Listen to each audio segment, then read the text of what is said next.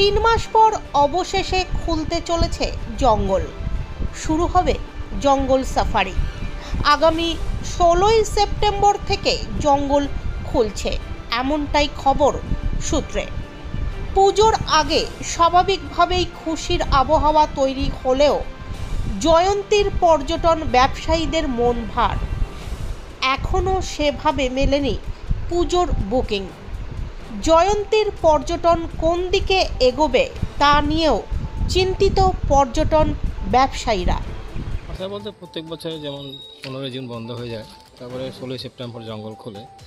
আমরা আশায় আছি 16ই সেপ্টেম্বর আবার জঙ্গল খুলবে এবং আগের মতনই যেভাবে ট্যুরিস্ট চলতো বা আসতো সেটা আবার সেরকমভাবে চলবে আশা করছি আমরা। এটি এখন অবধি তো কোনো রকম কিছু বলেনি, তবে আমরা আশায় আছি 16 তারিখ থেকে আবার স্বাভাবিকভাবে প্রত্যেক বছরে নয় এবছর জঙ্গল খুলবে এবং আমরাও যেরকম গাইডের কাজ করি সে কাজটাও করতে পারবো। আমরা সামনেই তো পূজার বুকিং কি পেয়েছেন? আছে, অন্যান্য বছরের তুলনায় এবছর একটু কমই আছে, পূজার বুকিং কম। অনেকটা কম এবছর।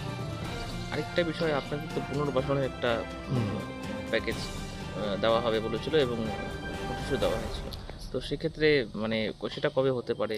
এটা তো আমরা কিছু বুঝতে পারছি না, কারণ আমাদের থেকে উইলিং চেয়েছিল, যথারীতি আমরা প্রায় অধিকাংশ লোকই উইলিং দিয়েছি, কিন্তু এর পরবর্তীতে কবে হবে বা কী হবে পুরোপুরি আমরা অন্ধকারেই আছি। সে আদৌ হবে কি না সেটাও জানি না এবং কবে হবে সেটাও জানি না।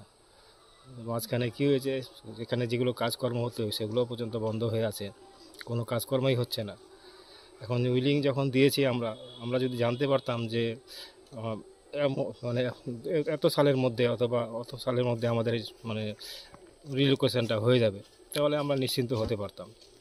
এখন আমরা বুঝেও পাচ্ছি না যে আদৌ হবে কি না বা হবে।